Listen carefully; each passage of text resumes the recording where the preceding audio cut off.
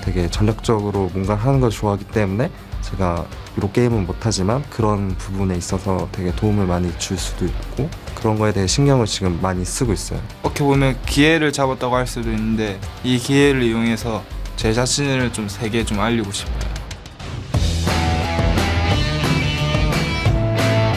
Welcome back to the Season 3 World Championship. That's the one it is. Yes. I was going to say the championship already, but it's the World Championship live from Los Angeles. And thanks for watching. Let's get to it. The second round in this scheduled best-of-3 quarterfinal bout between Korea's Najin Black Sword and Europe's Gambit. And if Alex Yish and Gambit can down one more Nexus, they'll advance to this weekend's semifinal round. I mean, Gambit continues to improve after that much-talked-about boot camp.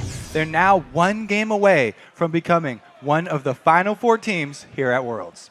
Alex showed once again why Europe's mid laners are considered the best in the world. He had some huge catches there on his Fizz in that game. And, you know, while the mid laners have been getting all of the love from Europe,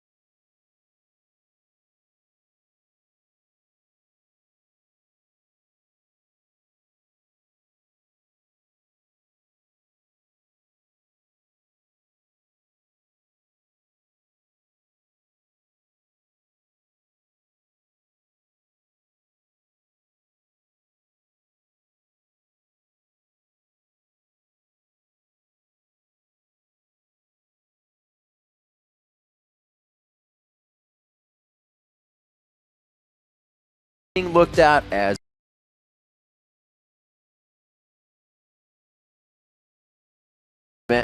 and Shen gets away from Darian. So a lot of what was played in the last game we do not see. So Ari's 2. Okay, so Ari's not up anymore. They're gonna lock that in. But there is still Shen. Oh, never mind. Just Shen's banned.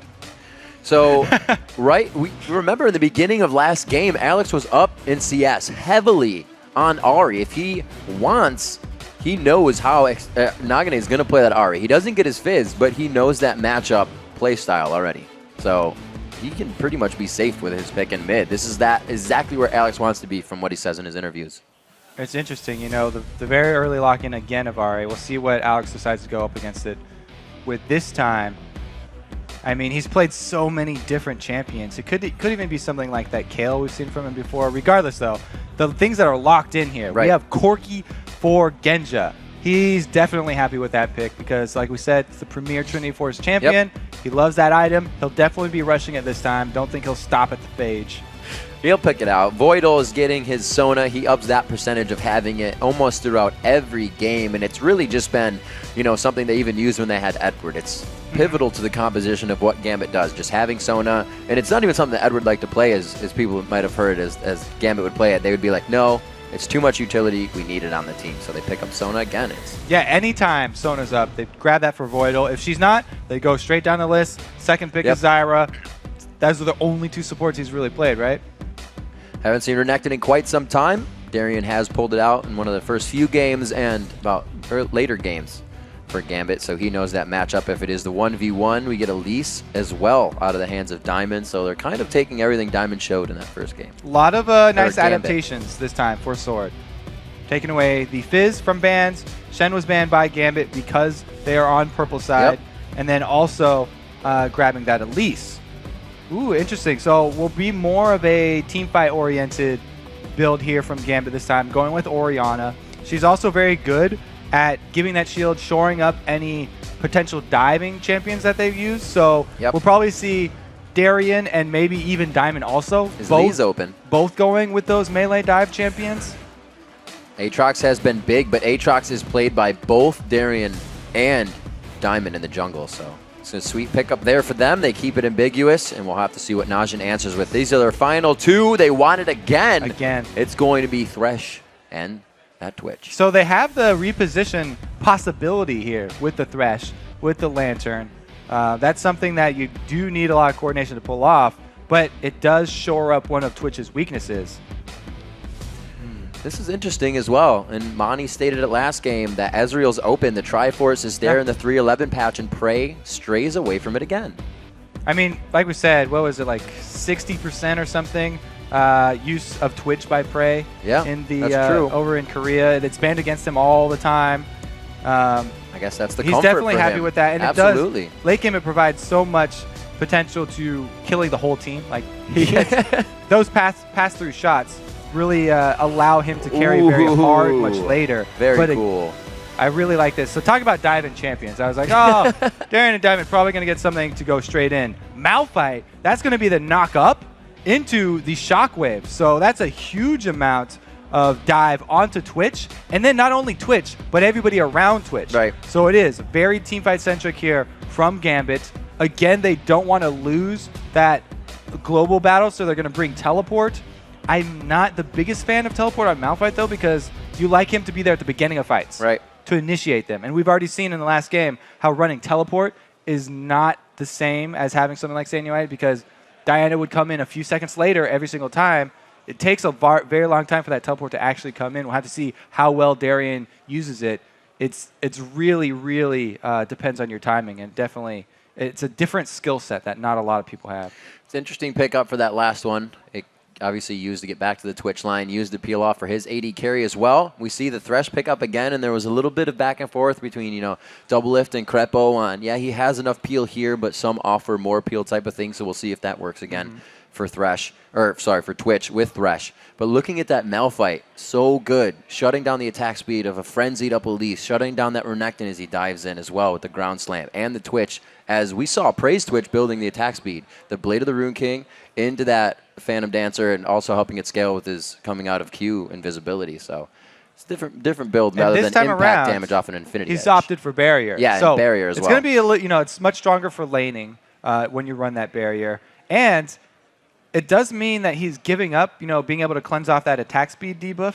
But most of the CCs here from Gambit are knock-ups or movement displacements, which you can't cleanse. You can't cleanse knock-up, can't cleanse Shockwave. The only thing he would be using that on would probably be the attack speed debuff or the Sona Crescendo. So we'll have to see how Gambit can make use of this. They'll probably be looking towards Dragon a lot earlier than before because they have a really high Dragon potential, especially when Malphite is 6 and Sona is 6.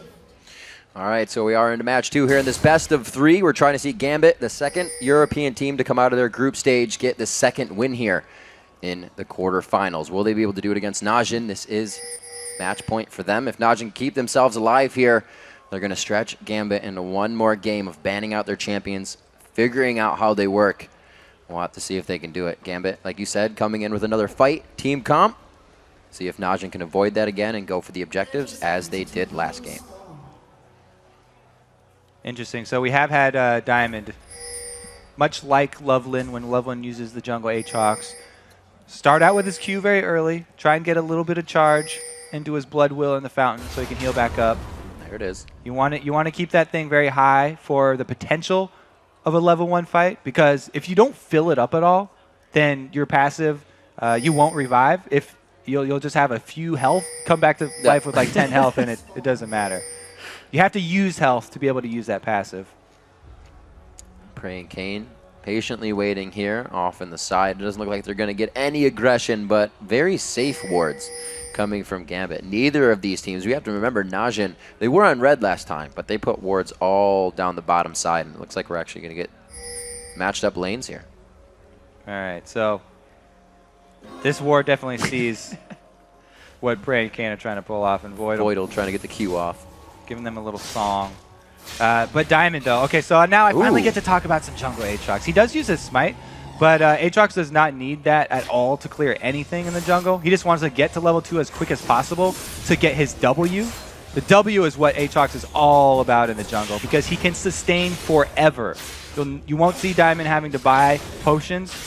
When he gets below 50% HP like this, switches W over to the heal, and it heals for 3 times as much. That's why he also can start that Doran's Blade. The drawback for jungle Aatrox is that if you do fail your first gank and you do lose your passive, then the other team knows that they have this window, 3.5, almost 4 minutes, that they can go completely aggressive on you. Kane nice now going play. extremely aggressive. Onto Voidal, will be able to take him out. Voidal's Sona, deep. some of that low HP. The expunge is there. They get the first blood down onto Voidal. A little too sure of himself in lane there. Kane able to walk up right in range for that flay, and there was no coming out for Voidal. Didn't even burn his flash there. Just resigned to his death. Good bit of trade in damage. We see Alex trying to grab an upper hand in mid as well. Draw attention there. All the buffs now picked up by Diamond. We'll see if he can get into a lane and facilitate any kind of gank for his team. Alex Ish is a level up here as the mid laners go back and forth. So we'll see if he tries any more aggression as he hits that 6 first. This is extremely scary for all of GMB because we saw how much Prey was able to do last game without that early first blood. Now that he's got a strong, very early start, well, actually, we may even see him start to roam around and make use of his invisibility once he gets his Blade of the Ruined King. He has shown that he's a very offensive Twitch player, and he will not hesitate to look for those solo picks. Alex in that mid lane choosing heavily to go for his dissonance damage, leveling that up. You can see it chunking out Nagane here. So as he hits 5 again, more points, more damage, and we're going to maybe have somewhat of a dive here. They're playing this one safe. 2 versus 2 here. It's going to be a good counter gank. There it is onto Alex. Diamond waiting, and now he's going to go in. They try to get the damage right onto Nagane. Alex is going to go down. They are able to pick up a kill there. Nagane on the wing actually got it for himself. He gets a lifesteal back. No buffs are going to be secured for Nagane. Watch didn't want to go in on that because the amount of healing that can come out of Aatrox at low levels can definitely bait you, but going for that passive on Aatrox would have been huge. That 2 versus 2 situation, though, it was all about initiative because Watch was the first one to make the move, and he landed the cocoon. So much early damage went in the favor of Najin's sword that it was very, very difficult for Gambit to come out ahead in that one after just the initial few seconds. Najin trying to pressure every lane now. They saw Diamond was low in mid. They know they can throw out some kind of careless hooks in the bottom lane and relieve that pressure, but still hold it quite well. 5 minutes in, 2 kills already from Najin, and it's been almost a flip-flop in the mid lane. We don't have the CS there for Nagane yet. Oh, another play! Again, going in on the fight. Kane going hard. They pull him in for a bit more damage, and they are just constantly pushing these guys out of lane. The expunge as well, affecting both of them. Really, really scary for Gambit here. Already this early into the game, they're having so much trouble bottom, they have to call Diamond to try and swing this. Both mid laners have backed.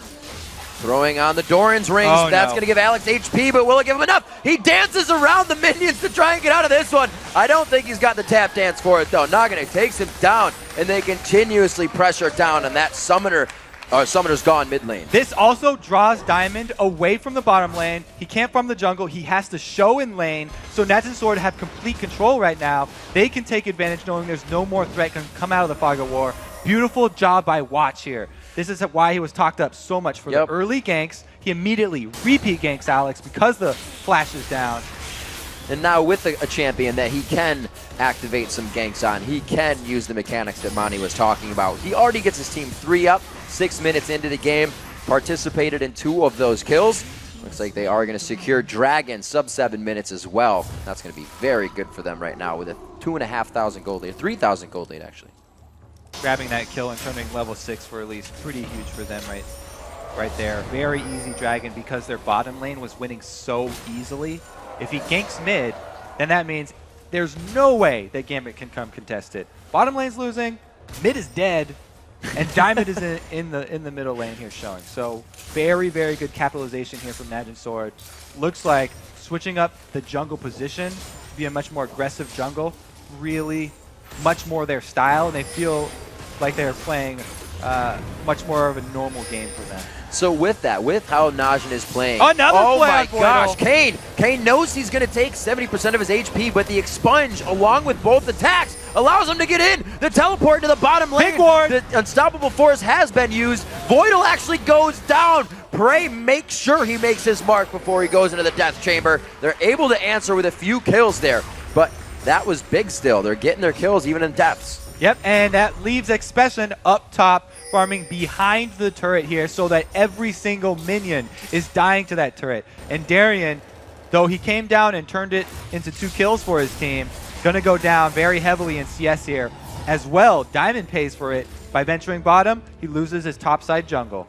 So, as I was saying before that, with all the pressure that Najin continuously puts on, we've seen Aatrox in the jungle a few times. How does he play with his team from behind? Is he a champion that needs to be ahead to do really well, or is he still going to be able to be what he needs to for his team? Yeah, without the flash, actually, the surprise ganks from him, they definitely need setting up because it's very hard to get that Q to hit on people that see you coming.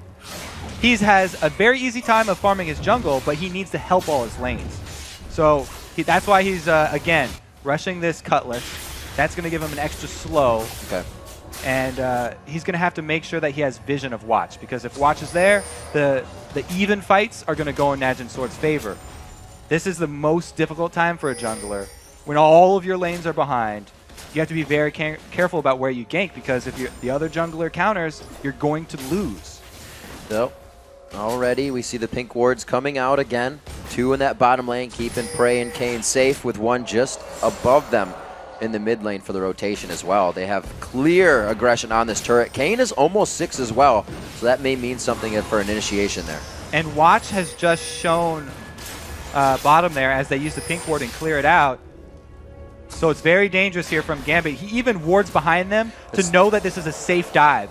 Oh, Genja face checks it. Warding your flanks, one of the safest things to do, and it allows them to go even deeper on the fights. Fight Genja 1v1, even in a pile of minions. Watch, almost turning that into a bad situation. Kayn takes another hit. This is going to be an eco. No, he misses Kayn. Oh, there's just a on the flash. outside. Throws down the ultimate, tries to get himself in. That's the flash we were talking about that he needed. Didn't have to walk Alex, it in. though. A good ward. The pink wards are actually being used for somewhere they're not really going to be fighting in right now. So a little bit of money may be wasted here, but they'll have control and the guard on this turret. Even with those mobility boots, Diamond was barely able to follow up on that. Again, Watch makes the first move, gets hugely rewarded here. It's been all about initiative in this jungle. Meanwhile, the turret dive that was going on underneath it, another very well played initiation by Kayn. He is. They might start banning out the Thresh. Kayn has just been plays on top of plays in that bottom lane. Keeping it very safe, especially in the non-sustained lane, to be taking that early level burst from a Corki, from a Sona, and still be able to hold your own. So much play by those two. Much better than last game, and they're coming out on top. 73 to 44 in CS is a bit painful for the AD carries. Yeah, we saw this was going to happen very early on after Kayn made the initial 2 vs 2 first blood onto Voidal there, and it's been very hard for Genji to get back into it because of the repeat attention they've received.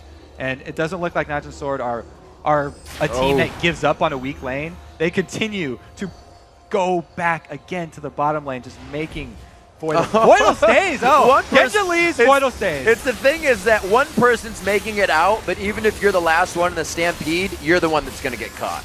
Live, Genja. Live. It was nice knowing you.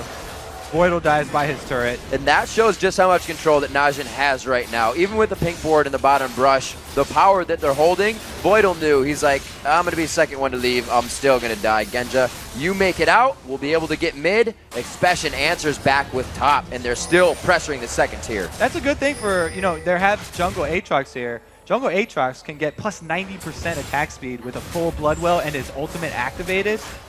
That's a huge amount of attack speed for taking out turrets. He does have to worry, though. Nagane trying a 2v1 with a little bit of help from the turret on his shoulder there. He's doing it, the too. Bloodwell, he actually gets the 1. That's not enough on the command shockwave, and he actually wins a 2v1 trade. Expression to come up and give him the assist on the shutdown for 2-kill Aatrox. Najin sort of quickly running away with this game here. That was a very beautiful 2 vs 1 from Nagne, setting up that kill onto Diamond. He popped passive. Good rotation down from Expression. One of the biggest things in League is knowing what you can do in a certain instance. The durability of your champion. Nagane 2v1ing there. Expression, knowing that there was going to be trouble, came down to clean up the kill. It leads to a mid turret now, 4-1 in turrets. The swing has completely been in Najin's favor now, about 7,000 to 8,000 gold, and Gambit has not been able to grab it back like they did last game. So on their heels, it's going to be Gambit really to make the moves to get back into this one. Look at the combat effectiveness of these AD carries right now, too. Okay, never mind. Let's look at the 2 vs 1 again. Because we saw Nagne come in. The Ignite last tick gets the passive. So during the revive, he's actually 1 vs 1ing Alex and gets the shockwave out as well. I like the last Spirit Rush in. Yeah. Diamond was like, ooh, he might fight. Oh, wait, they're just baiting me in for that kill on Expression. Very good rotation down from Expression. He's been able to take that top turret because of all Darian's teleports and also get a nice CS lead. Something we have to watch as well. That teleport is up. But with that, Expression gets himself a kill, leaving lane, comes back to still be 40 CS in that lane ahead. These guys are really putting their mark on this game. 13 minutes in, Gambit are already feeling pretty desperate here. Yeah. They're hoping that Genja can even up or at least close the gap in that CS down there bottom, trying to just get as much as he can, while the rest of the team desperately holds on to what turrets they have left. Right now, if they get into a fight, it's a Corki with Phage versus a Twitch with a Blade of the Ruin King here. They are on the hunt. Oracle's already out onto watch here. It's not even 15 minutes in. The hunt is going to find a prize, and it becomes Voidal. Now the 5th time going down in the game, only 14 minutes in. Watch creating these options for his team right now. And Nagne still has his Deathfire Grasp too. So they still have first potential for more picks as the rest of the team rotates down. We'll see what they can do.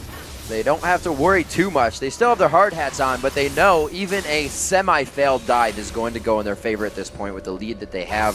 The strong 8,000 gold 15 minutes in. Already getting that split push on with Renekton in the top lane. And he's already able to itemize onto that magic resistance, so these guys are almost ready to fight.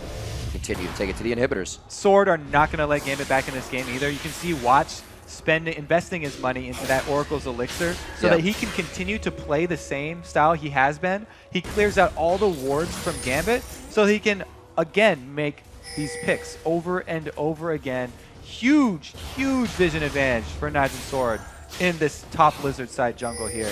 It's very dangerous for anyone on Gambit to be going in there, especially Voidal. And it's very interesting the way... Oh, Genja. Good bait.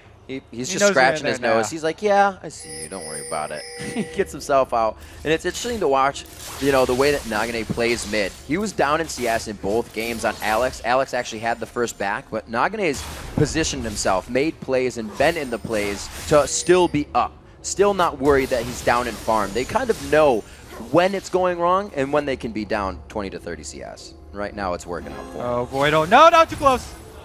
They're getting some good takes there. Wasting the cooldowns. He was ready. The flash. Voidal was ready for that flash there. He knew there was a high percentage chance somebody was waiting in there. Just wanted to get the ward down, but his finger was over flash. Prey looking for that assassination we're talking about. He's stealth next to Diamond. Diamond able to jump out of that barely though. And Prey still going for that attack speed build. Looks like he is scaling the Q. He used his Blade of the Ruin King active as well on Diamond in that last attempt at a hit. These guys, they dive this mid turret like you would dive the outer second tier turrets. The ability to go behind the turret's a little harder in mid, but they don't care. They're going to do it anyways. 9-3 there, picking up the 6th turret of the game. The global gold increases even more. And from a game that we had within hundreds of gold, that was even in gold, there's a 10K gold lead now, 16 minutes in for Najin Sword. Started very early with the advantage bottom and then just completely got out of hand with Watch's interference. Nagne does not go deep. He is a very safe player. That's what I just learned right there because Genja was very That was one Foxfire and 3 bolts from an ultimate, so with a Q. That's pretty painful. He didn't want to overextend. You know, they didn't have any deeper vision, and they were missing 2 members there from Gambit, so... Gambit not in a position to itemize as well as they did last game. We see Genja still building up to that Triforce. The second core item for Prey almost finished as that critical cloak will come in. He likes to build into the Phantom Dancer, the attack speed Twitch that we saw before. Genja with that Phage into a Zeal. 3,000 gold separate these two AD carries alone. Yeah, it's definitely a rough game here for Genja. We don't even know if we will see him finish a Trinity Force. It's a big pressure here by Najin. They haven't really dictated any kind of central mid push like we saw in the SKT OMG game.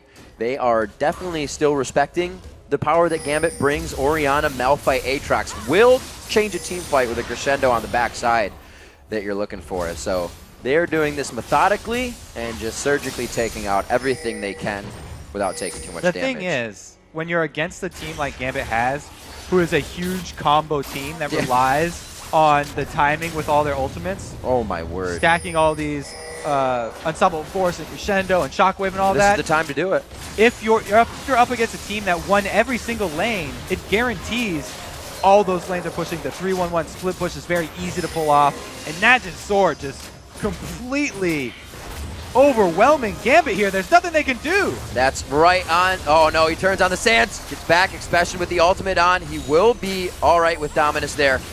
It looks like they can't even really hurt him. He's taken 4 members, damages, and cooldowns, and they're walking this one in and out, waiting for Gambit to just spell reel until they can go back in for the fight. You can see that Najin really isn't even worried about this. Now onto Darien. They're able to take him out instantly. Malphite, the first one to go down. Najin knows what they can do in this fight. They continue to execute. Darien coming out of Bloodwell, but they get a kill in between that window, and they pressure Gambit off the inhibitor. Good Shockwave, but everyone else is dead already. Najin Sword rewarded with the inhibitor.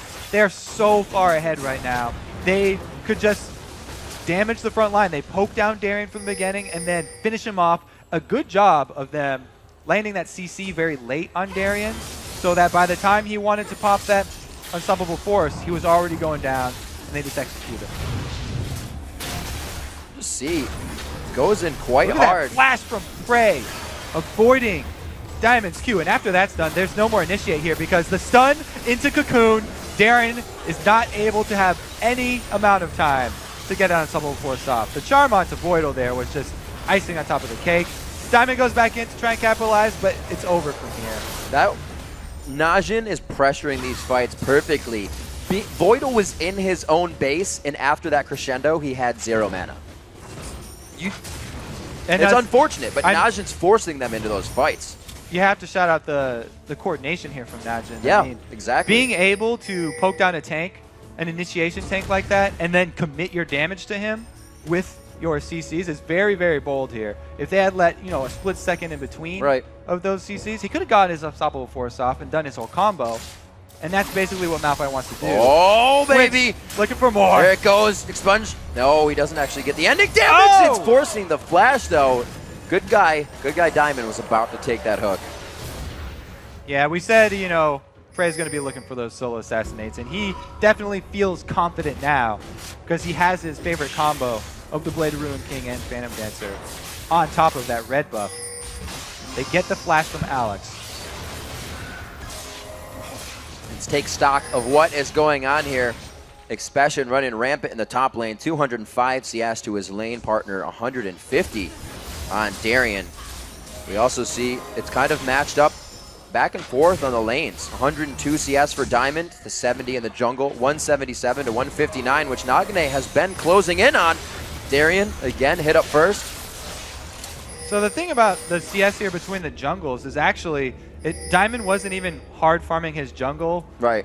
It was because Watch was making the first moves on his ganks, he would kill the laner, and then Diamond would have to show up in that lane to hold the lane. The extra farm he has is just lane farm because he was late. Prey again, right next to everyone. Just, whoa, he gets hit in the face with the Unstoppable Force, but he's brought back into the fight by Kane. A great move there. He actually picks up a kill off of it as well. Amazing coordination in the team fight. Yeah, we finally got to see the long-range Dark Passage there.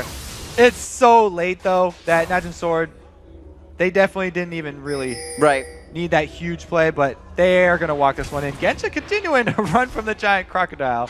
And you even said it, Kobe, he's a bit behind on that build. 22 minutes in, we've seen 13-minute Triforces come out. Land. They are making sure to put the entire team of Gambit on an island here in each one of their lanes.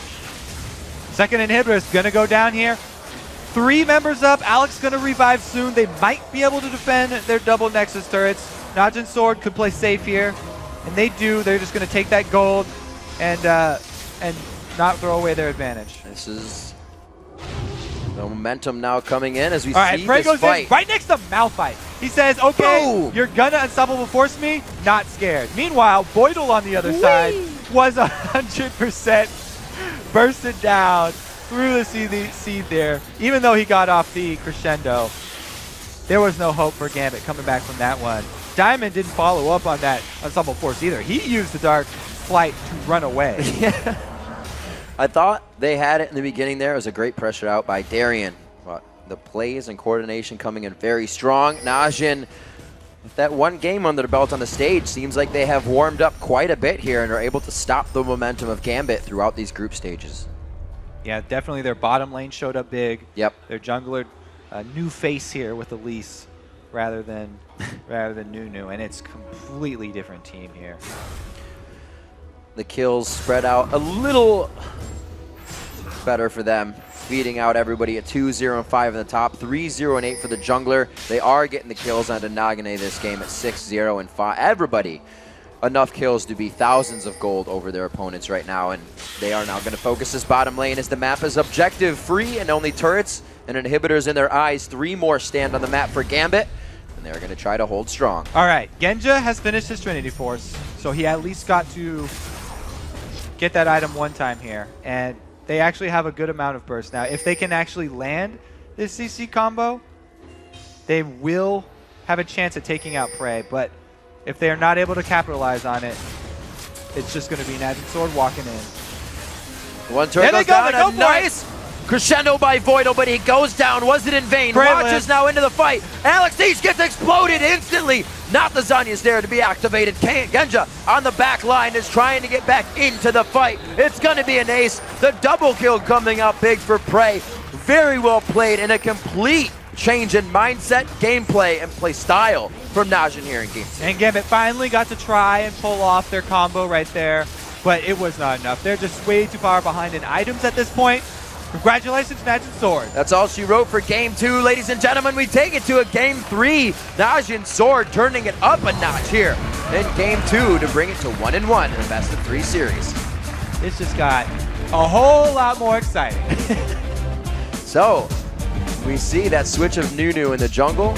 Monty was a little right when that hindered a lot of any mechanics and strategy that could be done with the dive. A little bit more of a dive composition, I should say. A little bit more focus on Nagane help in the middle. They really came through on that one. And the bottom lane did its own job. They didn't even need any help. Now it's Gambit's turn to make the adjustments, though. So you got to think, are they going to go after Nagne's Ahri, which he's pretty much always played, or do they take something away from that bottom lane, either the Thresh or the Twitch? I think the Thresh might have been the biggest issue here because he's the one who set Twitch up to get all that money and become a monster. Right, you ban out Prey and he's just going to go ahead and play Ezreal. Ezreal, exactly, a Trinity Force. So. It's going to be different. All right, guys, let's send it over to the analyst desk for their take on Najin Blacksword's high-pressure win. Thank you very much, Riv. And what a turnaround game there from Sword. That was the closest thing to a shutout that we've seen against a team like Gambit. And the one thing I want to really highlight about this game is how individually every single member of Sword stepped up their game from the previous matchup. We've seen Watch on Elise. He was absolutely everywhere. Nagne's Ahri, he landed charms crucially earlier than in the previous game. And Prey and Kane, what on earth is Gambit going to do about that duo? Yeah, that duo lane is incredibly powerful. And at the very beginning, I thought...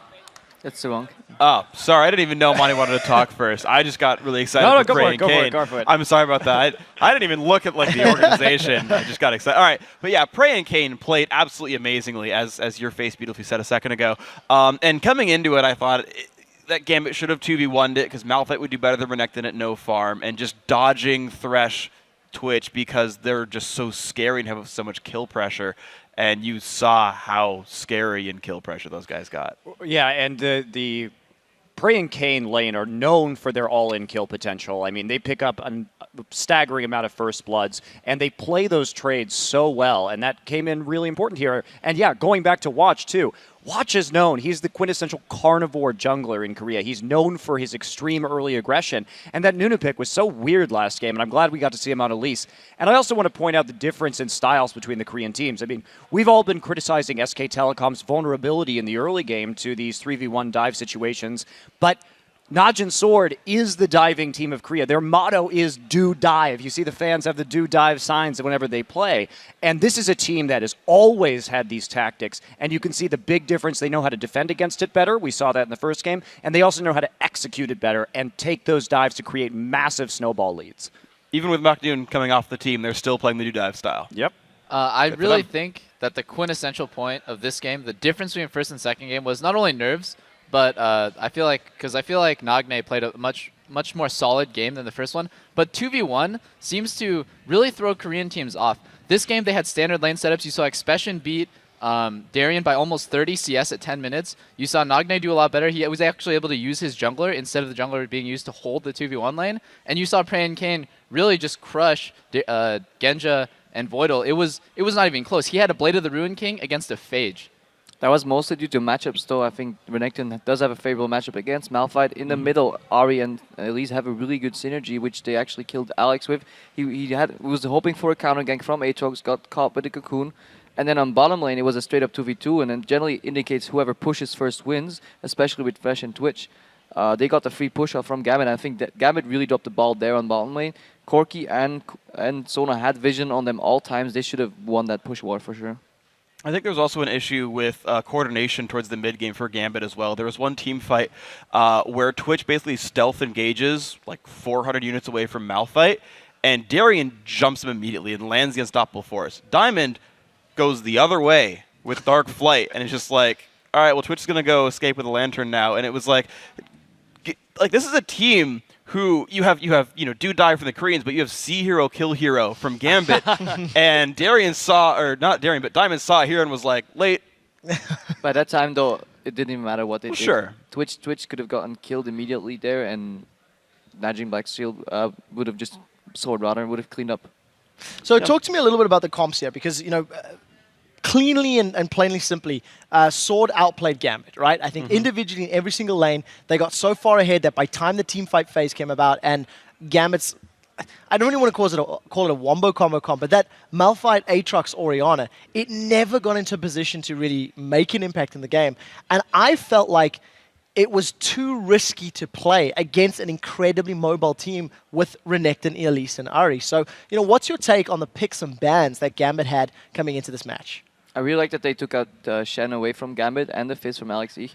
At the same time, Gambit's comp is really a do or die. If they get behind, it's not going to work. You could see that Alex at the end of the game ran the 5-man Orianna ulti, and it just didn't do enough. But if you get snowballing with Malphite and with Aatrox, he's just going to annihilate Twitch wherever he shows up.